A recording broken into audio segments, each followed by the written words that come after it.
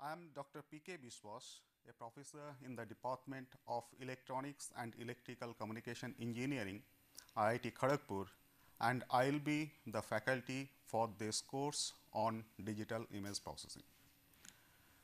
Now, in today's lecture, we will have an introduction to the various image processing techniques and their applications, and in subsequent lectures, we will go to the details of different image processing algorithms.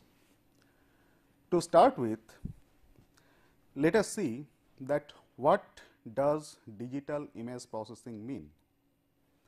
So, if you just look at this name digital image processing, you find that there are three terms. First one is processing, then image, then digital. So, a digital image processing means processing of images which are digital in nature by a digital computer. Before we come to the other details, let us see that why do we need to process the images. So, you find that digital image processing techniques is motivated by two major applications. The first application is improvement of pictorial information for human perception. So, this means that whatever image you get, we want to enhance the quality of the image so that the image will have a better look and it will be much better when you look at the image. The second important application of digital image processing techniques is for autonomous machine applications. This has various applications in industries, particularly for quality control, in assembly automation and many such applications. We will look at them one after another. And of course, there is a third application which is for efficient storage and transmission. Say for example, if we want to store an image on a computer, then this image will need certain amount of disk space. Now, we will look at whether it is possible to process the image using certain image properties, so that the disk space required for storing the image will be less. Not only that, we can also have applications where we want to transmit the image or the video signal over a transmission medium. And in that case, if the bandwidth of the transmission medium is very low, we will see that how to process the image or the video, so that the image or video can be transmitted over low bandwidth communication channels. So, let us first look at the first major application, which is meant for human perception. Now, these methods mainly employ the different image processing techniques to enhance the pictorial information for human interpretation and analysis. Typical applications of these kind of techniques are noise filtering. In some cases, the images that you get may be very noisy. So, we have to filter those images so that the noise present in the image can be removed and the image appears much better. In some other kind of applications, we may have to enhance certain characteristics of the image. So, the different kind of applications under this category, one is the contrast enhancement. So, sometimes the image may be very poor contrast, and we have to enhance the contrast of the image so that it is better visually. In some other cases, the image may be blurred. This blurring may occur because of various reasons. Maybe the camera setting is not proper or the lens is not focused properly. So, that leads to one kind of blurring. The other kind of blurring can be if we take a picture from a moving platform, say for example, from a moving car or from a moving train. In that case also, you might have observed that the image that you get is not a clear image, but it is a blurred image. So, we will look at whether the image processing techniques can help to rectify those images. The other kind of application is remote sensing. in remote sensing, the type of images which are used are the aerial images, and in most of the cases the aerial images are taken from a satellite. Now, let us look at the different examples under these different categories. Here you find that you have a noisy image. The first image that is shown in this slide is a noisy image, and this kind of image is quite common on a TV screen. Now, we find that the digital image processing techniques can be used to filter these images, and the filtered image is shown on the right hand side. And you find that the filtered image looks much better than the noisy image that we have shown on the left side. In the second category, for image enhancement, you find that again on the left hand side we have an image, and on the right hand side we have the corresponding image which is processed to enhance its contrast. If you compare these two images, you find that the low contrast image, in this case there are many details which are not clearly visible. Say for example, the water line of the river. Simultaneously, if you look at the right image, which is the processed and enhanced version of the low contrast image, you find that the water lines of the river are clearly visible. So, here after processing we have got an image which is visually much more better than the original low contrast image. This is another example of image enhancement. Here on the left hand side we have a low contrast image, but in this case it is a color image, and I am sure that none of you will like to have a color image of this form. On the other hand, on the right hand side we have the same image which is enhanced by using the digital image processing techniques, and you find that in this case again the enhanced image is much better than the low contrast image. I talked about the other content enhancement, where we have said that in some of the applications, some cases the image may be blurred. So, here on the top row, the left side, you find an image which is blurred, and in this case the blurring has occurred because of the defocused lens. When the image was taken, the lens was not focused properly. And we have talked about another kind of blurring which occurs if you take a picture from a moving platform, maybe from a moving train or from a moving car. So, in such cases the type of image that we usually get is the kind of image that we have shown on the right hand side of the top row. And here you find that this kind of blurring is mostly the motion blurring. And the third image on the bottom row, it shows the processed image, where by processing these different blurred images we have been able to improve the quality of the image. Now, other major application of digital image processing techniques is in the area of medicine. I am sure that many of you must have seen the CT scan images, where the images of the human brain are formed by using the CT scan machines. Here it shows one slice of a CT scan image, and the image is used to determine the location of a tumor.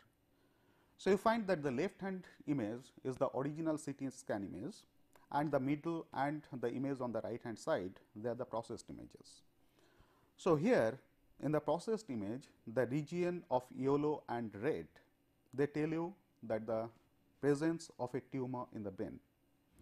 Now, these kind of images and the image processing techniques are very, very important in medical applications, because by these processing techniques the doctors can find out the exact location of the tumor, the size of the tumor, and many other things which can help the doctor to plan the operation process. And obviously, this is very, very important, because in many cases it saves our lives. This is another application of the image processing techniques in the medical field, where you have shown some images, some mammogram images, which shows the presence of cancerous tissues. So, this image processing techniques in the medical field is very helpful to detect the formation of cancers. This shows another image which is very popular, and I believe most of you have heard the name of ultrasonography. So, here we have shown two images, two ultrasonic images, which are used to study the growth of a baby while the baby is in the mother's womb, and this also helps the doctor to monitor the health of the baby before the baby is actually born. The image processing techniques are also very important for remote sensing applications. So, here this is an image, a satellite image, which is taken over the region of Calcutta, and you find that many of the informations which are present in the image. The blue line, the blue thick line, it shows the river Ganges, and there are different color coding used for indicating different regions. And when we have a remote sensing image, an aerial image of this form which is taken from a satellite, we can study various things.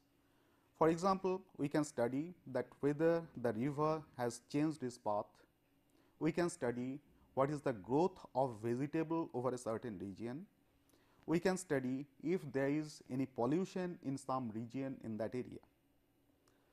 So, these are various applications of these remote sensing images.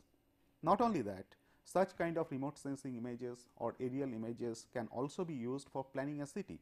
Suppose we have to form a city, we have to build a city over a certain region. Then through these aerial images, what we can study is what is the nature of the region over which the city has to be built. And through this, one can determine that where the residential area has to be grown, where an industrial area has to be grown, through which regions the paths have to be formed, the roads have to be constructed, where you can construct a car parking region, and all those things can be planned if you have an aerial image like this. Here is another application of remote sensing images. So, here you find that the remote sensing images are used for terrain mapping. So, this shows the terrain map of a hilly region which are not accessible very easily. So, what we can do is we can get the images to the satellite of that region which is not accessible, then process those images to find out the 3D terrain map. And here this particular image shows such a terrain map of a hilly region. This is another application of the remote sensing images. Here you find that this particular satellite image shows a fire which took place in Borneo. Then you see that these kind of images are useful to find out what is the extent of fire or in which direction the fire is moving. And once you identify that, you can determine that what is the loss that has been made by the wake of this fire. And not only that, if we can find out the direction in which the fire is moving, we can warn the people beforehand much early, so that the precautionary action can be taken and many lives as well as the property can be saved. The image processing techniques is also very important for weather forecasting. I am sure that whenever you look at the TV news on a television channel, when the weather forecasting is given, in that case on a map some images are overlapped, which tells you that what is the cloud formation in certain regions. That gives you an idea that whether there is going to be some rain, there is going to be some storm and things like that. This is an image which shows the formation of hurricane over Dennis, which happened in 1990. And through this image, we can find out that what is the extent of this hurricane, what is the strength of this hurricane, and what are the precautionary measures that can be taken to save life as well as property beforehand. Image processing techniques are also very useful for atmospheric study. So, if you look at this image, you find that in the center part of the image, what has been shown is the formation of an ozone hole. Many of you know that this ozone layer is very, very important for us, because it gives us a protective layer over our atmosphere, and because of this ozone protective layer, many of the unwanted rays from the sun cannot enter our Earth's atmosphere, and by that our health is saved. Whenever there is formation of such an ozone hole, so this indicates that all those unwanted rays can enter the Earth's surface through that ozone hole. So, the region over which such a ozone hole is formed, people of that region has to take some precautionary measure to protect them against such unwanted radiation. So, this is also very, very important. Such image processing techniques are very, very important for atmospheric study. Image processing techniques are also important for astronomical studies. Say for example, in this particular case, it shows the image of a star formation process. Again, the next image, it shows the image of a galaxy. So, you find that the application of the image processing techniques is becoming unlimited. So, these are applied in various fields for various purposes. Next, we come to the other domain of application of image processing techniques, which is the machine vision applications.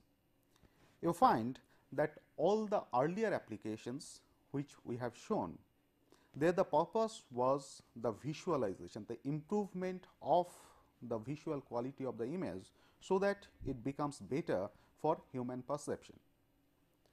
When it comes to machine vision application, the purpose of image processing techniques is different. Here we are not much interested in improving the visual quality, but here what we are interested in is processing the images to extract some description or some features which can be used for further processing by a digital computer. And such a kind of processing can be applied in industrial machine vision for product assembly and inspection. It can be used for automated target detection and tracking. These can be used for fingerprint recognition. This can also be used for processing of aerial and satellite images for weather prediction, crop assessment, and many other applications. So, let us look at these different applications one after another. So, this shows an application of automation of a bottling plant. Here, what the plant does is, it fills up some liquid, some chemical into a bottle, and after it is filled up, the bottles are carried away by the conveyor belts, and after that these are packed and finally sent to the customers. So, here checking the quality of the product is very, very important, and in this particular application, the quality of the product indicates that whether the bottles are filled properly or some bottles are coming out empty or partially filled. So, naturally the application will be that if we can find out that some bottles are partially filled or some bottles are empty, then naturally we do not want those bottles to be delivered to the customer, because if the customer gets such bottles, then the goodwill of that company will be lost. So, detection of the empty bottles or partially filled bottles is very, very important, and here image processing techniques can be used to automate this particular process. So, here you find that we have shown an image, the snapshot of this bottling process, where you find that there are some bottles which are completely filled up and one bottle in the middle which is partially filled. So, naturally we want to detect this particular bottle and remove it from the production line, so that finally when the bottles go to the customer, no empty bottle or no partially filled bottle are given to the customers. Let us see another application of image processing in machine vision, for machine vision purpose. Now, before I go to that application, I have shown an image to highlight the importance of boundary informations in image processing.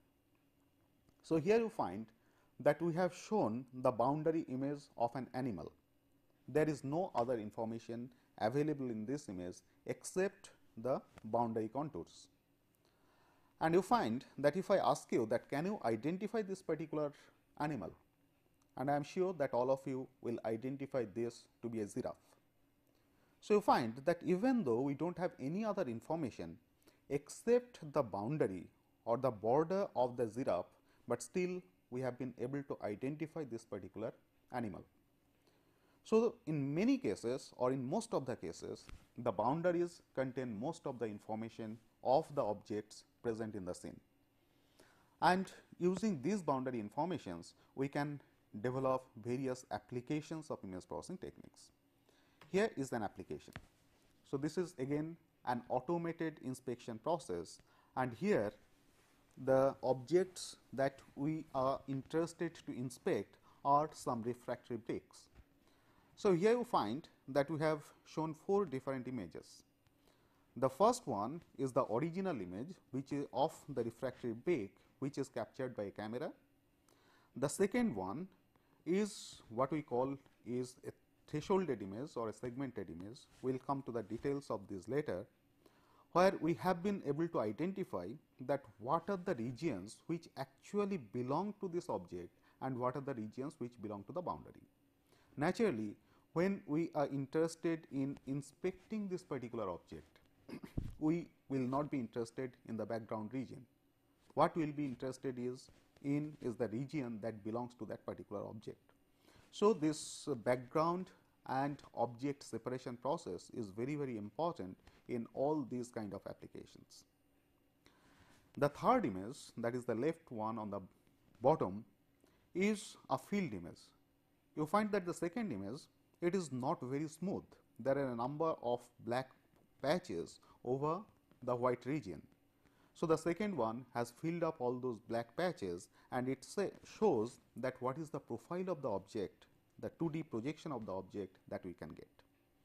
And the fourth image, you find that it shows that what is the boundary of this object. And using this boundary information, we can inspect various properties of this particular object. For example, in this particular application, there can be 2 different types of defects. One kind of defect is the structural defect.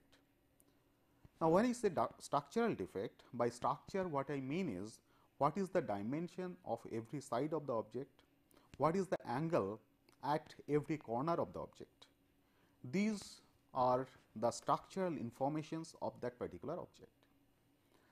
And the other kind of inspection that we are interested to do is what is the surface characteristics of this particular object, whether the surface is uniform or the surface is non-uniform. So, let us see that how these inspections can be made. So, here you find that the first image, what we have done is we have processed the boundary image in such a way that since there are 4 different boundary regions, we have fitted 4 different straight lines, and these 4 different straight lines that tells you that what should be the ideal boundary of the object. And once we get these 4 different straight lines, using these 4 different straight lines, we can find out what are the points of intersections of these 4 different straight lines. And using this point of intersections, we know that in the ideal situation, those point of intersections are actually the locations of the corners of the object. So, you find that in the first image, there are 4 white dots which indicates the corners of the object. And once we get these informations, the corners of the object, the boundary line of the object, we can find out what is the dimension of or the length of each and every side of the object.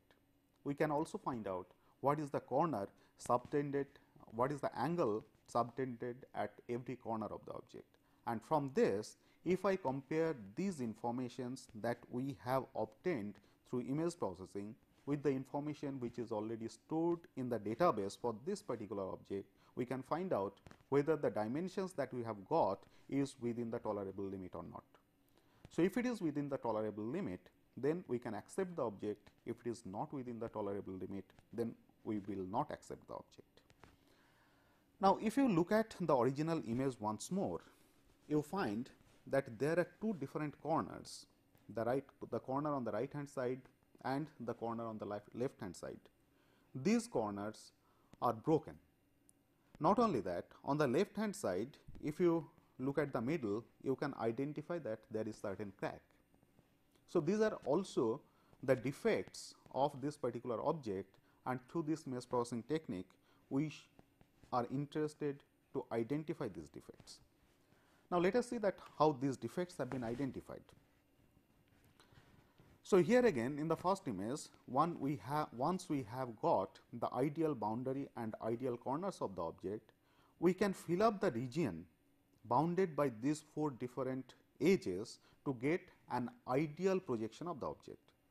So, the second image in this particular slide shows you that what is the ideal projection. The third image that shows you that what is the actual projection that has been obtained after image processing techniques. Now, if this ideal projection, if we take the difference of this ideal projection and the actual projection, then we can identify these defects. So, you find that in the fourth image, the two different corner breaks have been represented by white patches. Also, on the left hand side in the middle, you can see that the crack is also identified. So, these image processing techniques can be used for inspection of the industrial objects like this. And as we mentioned, the other application or the other kind of inspection that we are interested in is the surface characteristics, whether the surface is uniform or the surface is non-uniform. So, when we want to find out or study the surface characteristics, the type of processing techniques which will be used is called texture processing. And this one shows that for the surface of the object, it is not really uniform, rather it contains two different textures, and in the right image those two textures are indicated by two different gray shades. It shows the application of image processing techniques for automated inspection in other applications. For example, the inspection of integrated circuits during the manufacturing phase. Here you find that in the first image there is a broken bond, whereas in the second image some bond is missing which should have been there. So, naturally these are the defects which are to be identified, because otherwise if this IC is made, then the IC will not function properly. So, those are the applications which are used for machine vision applications for automating some operation, and in most of the cases it is used for automating the inspection process or automating the assembly process. Now, we have another kind of applications by processing the sequence of images which are known as video sequence. The video sequence is nothing but the different image frames which are displayed one after another. So, naturally when the image frames are displayed one after another, then if there is any movement in the image, that movement is clearly detected. So, the major emphasis in image processing, image sequence processing is to detect the moving parts. This has various applications. For example, detection and tracking of moving targets, and major application is in security surveillance. The other application can be to find the trajectory of a moving target.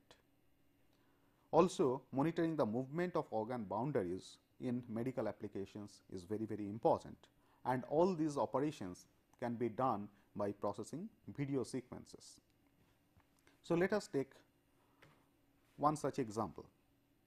Here you find that in the first image, some person is moving against a green background. So, let us see this.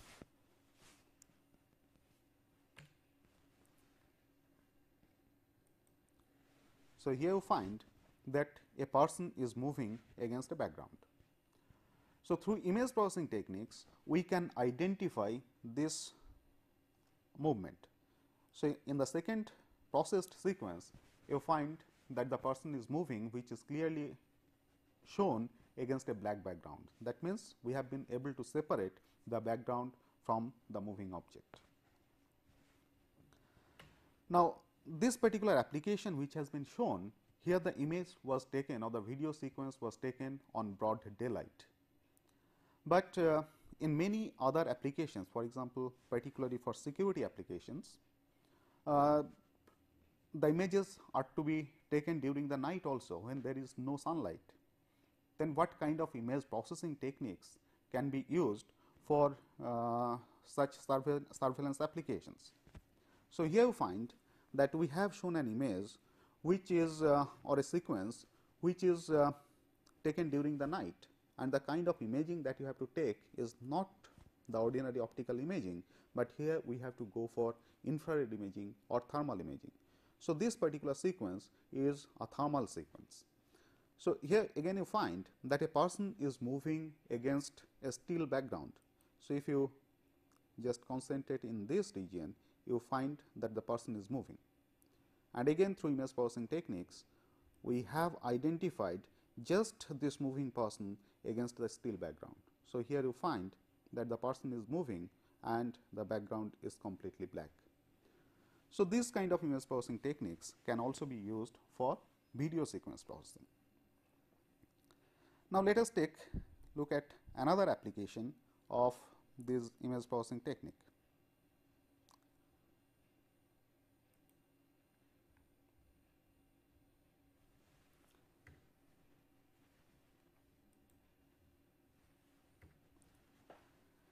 Let us look at this. Here we have a moving target,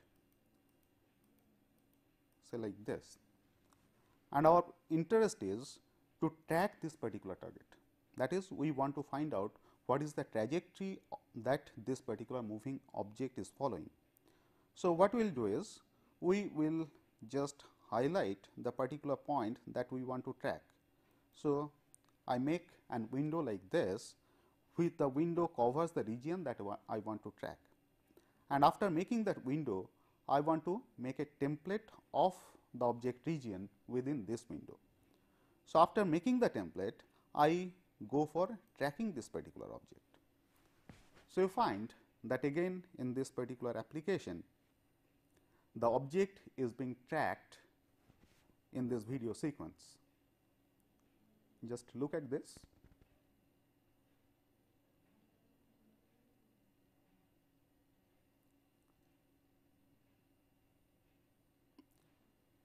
So, find that over the sequences the object is changing its shape, but even after changed shape we have been able to track this particular object.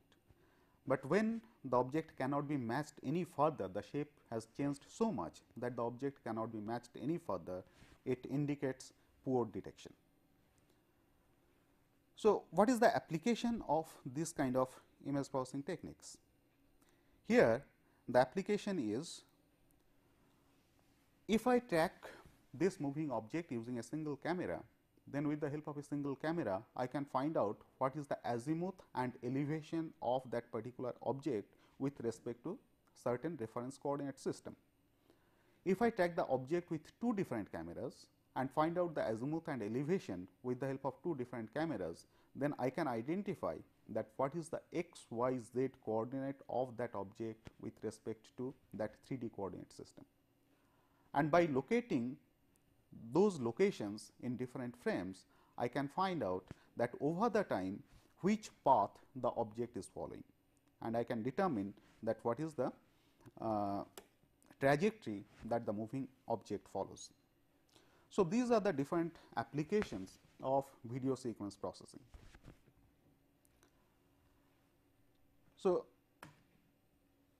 we have mentioned that we have a third application, which is compression, and in compression what we want is, we want to process the image to reduce the space required to store that image, or if we want to transmit the image, we should be able to transmit the image over a low bandwidth channel. Now, let us look at this image and let us look at the region the blue circular region, you find that in this particular region the intensity of the image is more or less uniform. That is, if I know that the intensity of the image at a particular point, I can predict what is the intensity of its neighboring point. So, if that prediction is possible, then it can be argued that why do we have to store all those image points? Rather, I store one point, and the way it can be predicted, its neighborhood can be predicted, we just mention that prediction mechanism. Then the same information can be stored in a much lower space. You find this second region. Here again, in most of the regions, you find that the intensity is more or less uniform, except certain regions like eye, like the head boundary, like the hair, and things like that. So, these are the kind of things which are known as redundancy. So, whenever we talk about an image, the image usually shows three kind of redundancies. The first kind of redundancy is called a pixel redundancy, which is just shown here. The second kind of redundancy is called a coding redundancy, and the third kind of redundancy is called a psychovisual redundancy. So, these are the three kind of redundancies which are present in an image. So, whenever we talk about an image, the image contains two types of entities. The first one is information content of the image, and the second one is the redundancy, and these are the three different kinds of redundancies. So, what is done for image compression purpose is you process the image and try to remove the redundancy present in the image, retain only the information present in the image. So, if we retain only the information, then obviously the same information can be stored using a much lower space. The applications of this are reduced storage, as I have already mentioned. If I want to store this image on a hard disk, or if I want to store the video sequence on a hard disk, then the same image or the same digital video can be stored in a much lower space. The second application is reduction in bandwidth. That is, if I want to transmit this image over a communication channel, or if I want to transmit the video over a communication channel, then the same image or the same video will take much lower bandwidth of the communication channel. Now, given all these applications, this again shows that what do we get after compression. So, here you find that we have the first image, which is the original image. The second one shows the same image, but here it is compressed 55 times. So, you find if I compare the first image and the second image, I find that the visual quality of the two images are almost same, at least visually we cannot make much of difference. Whereas, if you look at the third image, which is compressed 156 times. Now, if you compare this third image with the original image, you find that in the third image there are a number of blocked regions or these are called blocking artifacts, which are clearly visible when you compare it with the original image. The reason is, as we said, that the image contains information as well as redundancy. So, if I remove the redundancy, maintain only the information, then the reconstructed image does not look much different from the original image. But there is another kind of compression techniques which are called lossy compression. In case of lossy compression, what we remove is not only the redundancy, but we also remove some of the informations, so that after removing those informations, the quality of the reconstructed image is still acceptable. Now, in such cases, because you are removing some of the information which is present in the image, so naturally the quality of the reconstructed image will not be as the original image. So, naturally there will be some loss or some distortion, and this is taken care by what is called rate distortion theorem. Now, if I just compare the space requirement of these three images, if the original image if of size say 256 by 256 bytes, okay, that is 64 kilobytes. The second image, which is compressed 55 times, the second image will take slightly above something around say 10 kilobytes. Okay. So, you find that the difference, the original image takes 64 kilobytes, while the second one takes something around 10 kilobytes, whereas the third one will take something around 500 bytes or even less than 500 bytes. So, you find that how much reduction in the space requirement we can achieve by using these image compression techniques. So, given these various applications, now let us look at some history of image processing. Though the application of digital image processing has become very popular for last 1 or 2 decades, but the concept of image processing is not that young. In fact, as early as 1920s, image processing techniques were being used, and during those days the image processing techniques or the digital images were used to transmit the newspaper pictures between London and New York, and these digital pictures are carried by submarine cables, the system which was known as Bartlett systems. Now, when you transmit these digital images via a submarine cable, then obviously on the transmitting side I have to have a facility for digitization of the image. Similarly, on the receiving side I have to have a facility for reproduction of the image. So, in those days on the receiving side the pictures were being reproduced by the telegraphic printers, and here you find a particular picture which was reproduced by a telegraphic printer. Now, next in 1921 there was an improvement in the printing procedure. In the earlier case, the images were reproduced by telegraphic printers. In 1921, what was introduced was the photographic process for picture reproduction. And in this case, on the receiver, instead of using the telegraphic printer, the digital images or the codes of the digital images are perforated on a tape, and photographic printing was carried on using those tapes.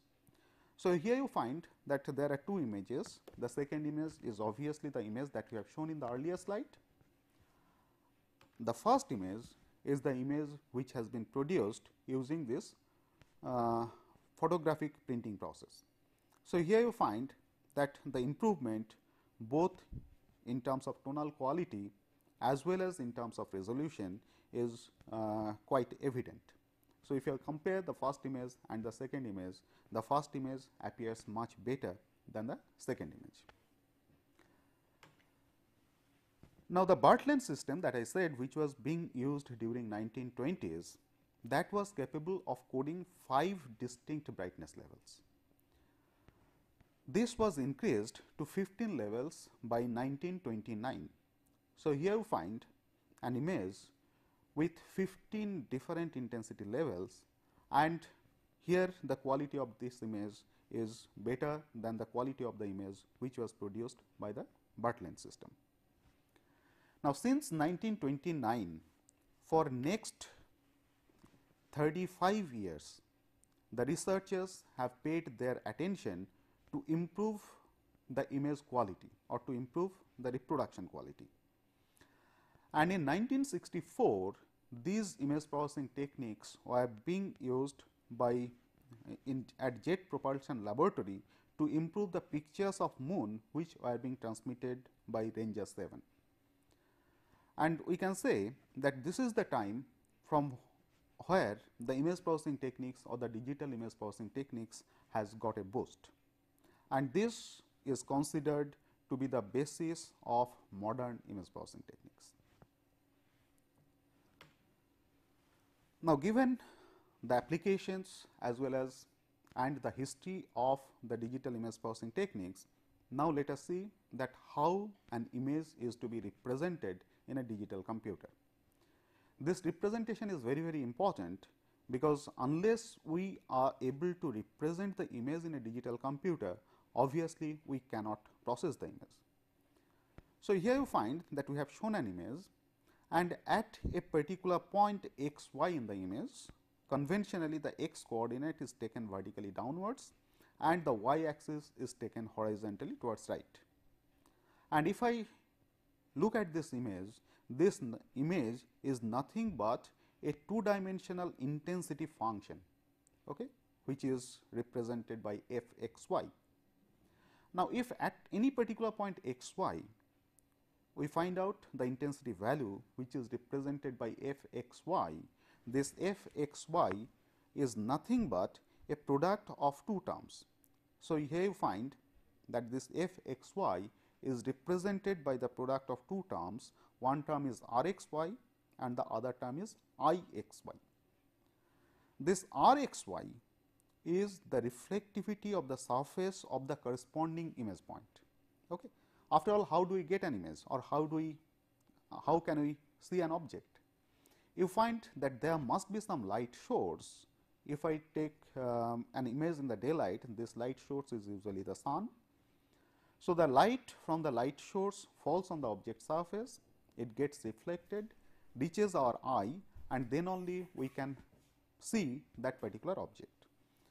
So, here you find that this r x y that represents the reflectivity of the point on the object surface, which is used from where the light gets reflected and falls on the imaging plane. And this I x y, it represents the intensity of the incident light. So, if I take the product of the reflectivity and the intensity, these two terms are responsible for giving an intensity at a particular point in the image. Now, if we look at this, you find if this is an analog image, then how many points we can have on this image? Obviously, there is information at every possible point, both in the x direction and in the y direction.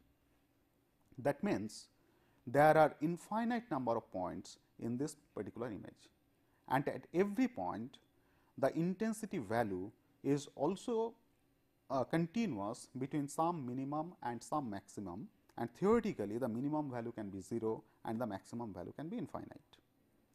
So, can we represent or can we store such an image in a digital computer where I have infinite number of points and I have infinite possible intensity values? Obviously not. So, what we have to do is we have to go for some processing of this image, and what we do is, instead of storing all the intensity values at all possible points in the image, we try to take samples of the image on a regular grid. So, here the grid is superimposed on this particular image, and what we do is we take samples, image samples at various grid points. Okay. So, the first level that we need for representation of an image in a digital computer is spatial discretization by grids.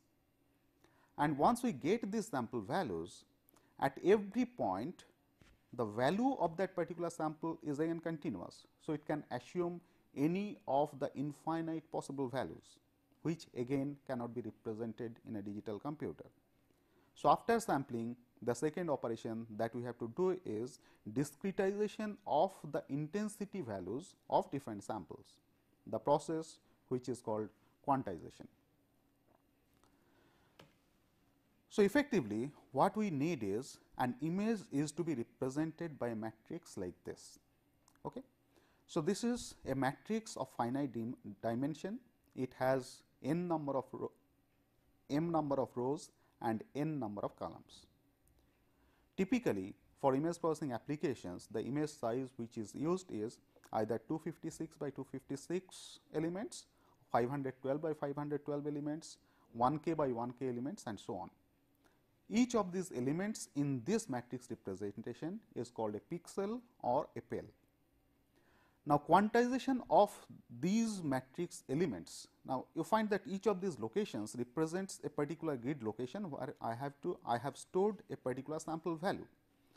Each of these sample values are quantized, and typically for image processing applications, the quantization is done using 8 bits for black and white image and using 24 bits for color image, because in case of color there are 3 color planes, red, green and blue. For each of the planes, if I use 8 bits for quantization, then it gives us 24 bits, which is used for representation of digital color image. So, here you find that it just shows an example that given this image, if I take a small rectangular area somewhere here, then the intensity values of that rectangular area is given by a matrix like this. Now, let us see that what are the steps in digital image processing techniques. Obviously, the first step is image acquisition. The next step after acquisition is we have to do some kind of processing which are known as pre-processing, which takes care of removing the noise or enhancement of the contrast and so on. The third operation is segmentation, that is partitioning an input image into constituent parts of objects. This segmentation is also responsible for extracting the object points from the boundary points. After segmentation, the next step is to extract some description of the image objects which are suitable for further computer processing. So, these steps are mainly used for machine vision applications. Then we have to go for recognition. So, once we get description of the objects, from those descriptions we have to interpret or recognize what the object is. And the last step is the knowledge base, where the knowledge base helps for efficient processing as well as inter-module cooperation of all the previous processing steps. So, here we have shown all those different steps with the help of a diagram, where the first step is image acquisition, the second step is pre-processing, then go for segmentation, then go for representation and description, and finally go for recognition and interpretation, and you get the image understanding result. And at the core of this system, we have shown a knowledge base, and here you find that the knowledge base has a link with all these different modules. So, the different modules can take help of the knowledge base for efficient processing as well as for communicating or exchanging the information from one module to another module. So, these are the different steps which are involved in digital image processing techniques, and in our subsequent lectures we will elaborate on these different processing steps one after another. Thank you.